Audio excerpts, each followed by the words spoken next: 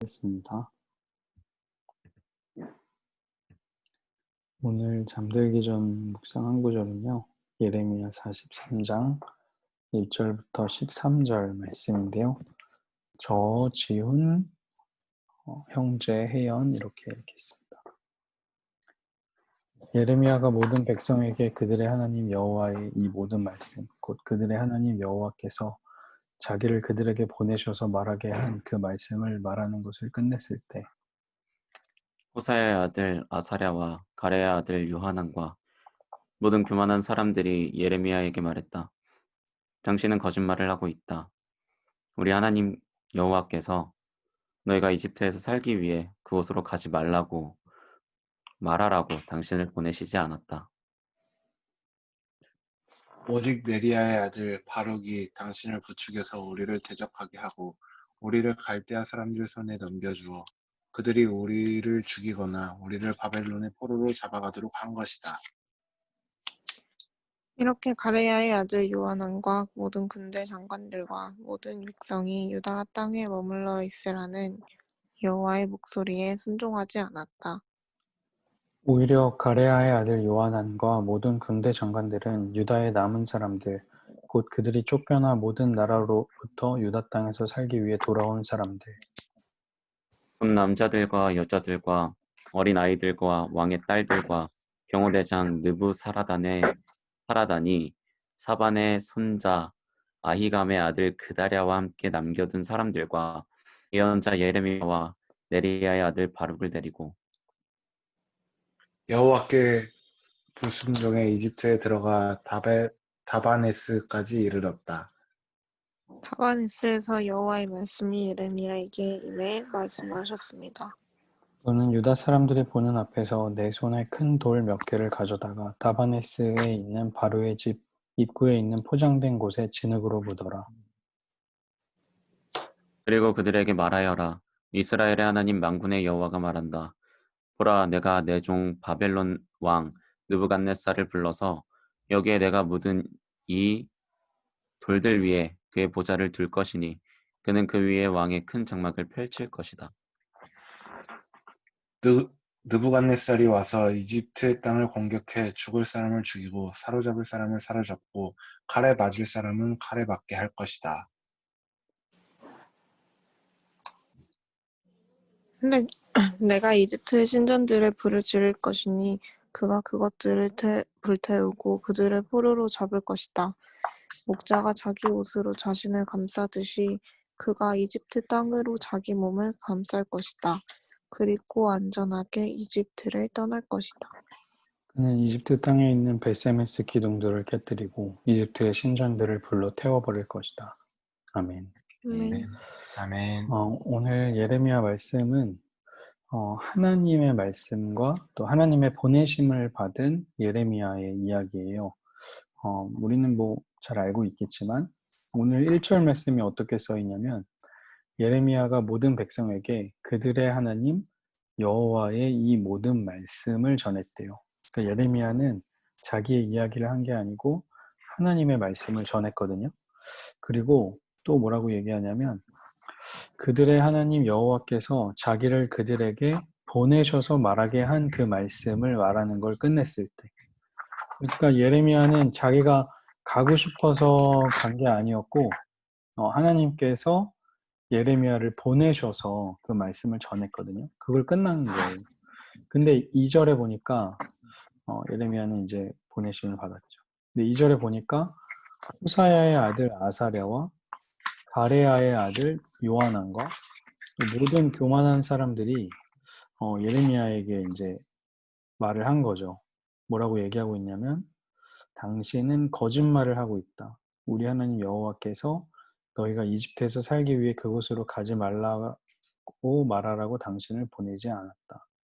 그러니까 지금 예레미야는 1절에서 자기는 하나님의 말씀을 전했고 하나님 보내셨다라고 이제 성경에 기록하고 있는데 이 사람들은 뭐라고 얘기하고 있냐면 하나님이 보내신 거를 믿지 않는 거죠. 3절에 보니까 네리야의 아들 바룩이 당신을 부추겨서 우리를 대적하게 했다.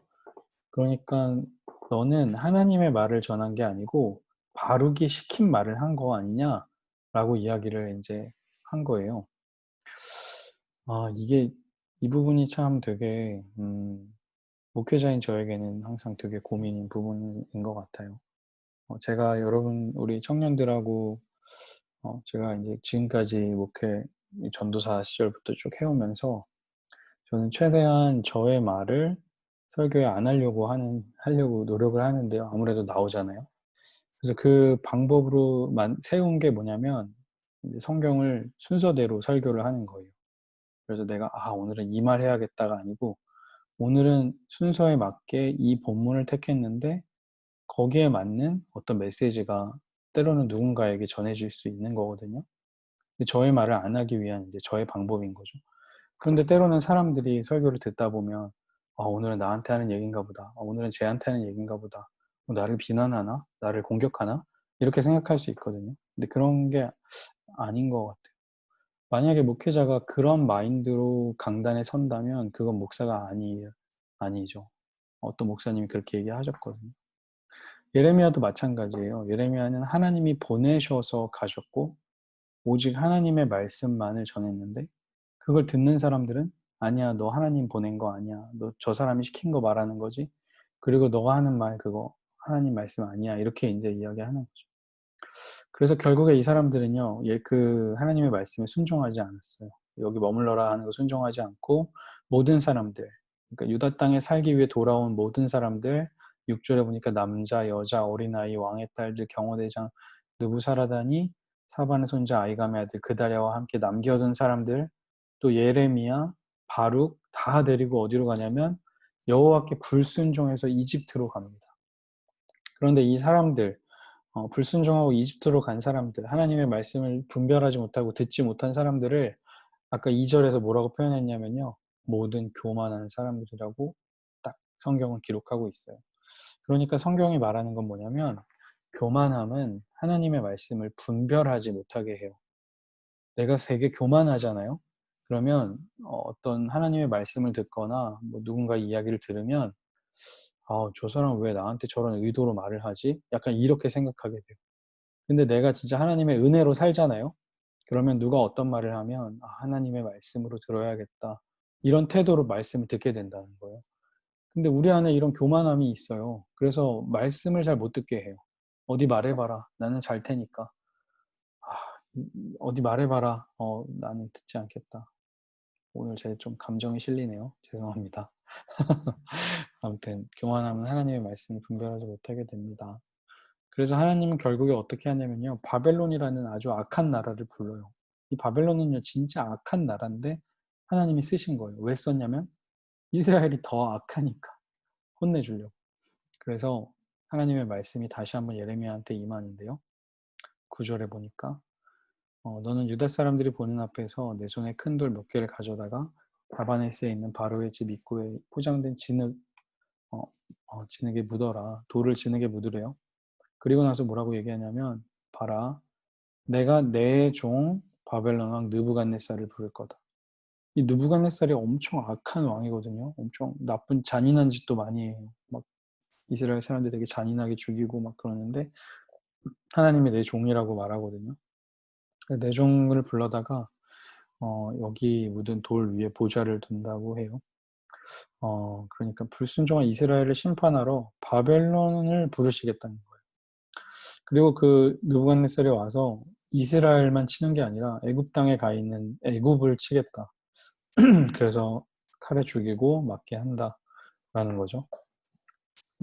이집트는 잘못이 없어요. 피난민을 받아준 잘못뿐인데 12절에 보니까 이집트의 신전에 불을 지르고 그가 그것을 불태우고 포로로 잡을 것이다. 이스라엘 도와주었다가 함께 벌받는 이 애굽 억울하죠. 그리고 그 느부갓네살이 목자가 자기 옷으로 자신을 감싸듯이 이집트 땅을 감싸고 이집트 땅에 있는 그 베세메스 기둥들, 신전들 다 깨뜨리고 불로 태우고 라고 이제 얘기하는 거죠. 바벨론은 되게 악한 자들이었지만 그들은 하나님의 다스림을 받는 사람들이었습니다. 일시적으로 하나님께 쓰임을 받은 거죠. 오늘 말씀은 좀 어렵죠. 하나님이 말씀하셨고 하나님이 보내셨는데 그것을 하나님의 말씀으로 듣지 않는 경우가 되게 많이 있어요. 교만함에서 나옵니다. 그러니까 청년 때, 여러분 때는요, 누구보다 성경을 많이 읽으셔야 돼요. 그래서 앞에서 이야기하는 사람, 어떤 책에 있는 내용을 무조건 수용하시면 안 됩니다. 설교 말씀도 무조건 수용하시면 안 돼요. 비판적이고 창의적인 눈으로 받아들여셔야 돼요. 그래서 이게 진짜 하나님의 말씀인지 저 말하는 사람의 개인의 이야기인지를 분별하셔야 돼요, 여러분이. 그러나 교만하지 않은 태도로 임하셔야 됩니다. 이제 여러분들 나이가 들어갈수록 여러분보다 어린 목회자들을 만나게 될 거고 여러분보다 더 어린 사람들의 글을 읽게 될 텐데 또 여러분들이 신앙생활 오래 하면 성경 말씀도 이제 다 알아요. 뭐 읽으면 어떤 내용인지 다 알거든요. 그때부터 안 들리기 시작합니다. 하나님의 말씀으로 듣는 그 힘을 우리가 좀 키웠으면 좋겠어요.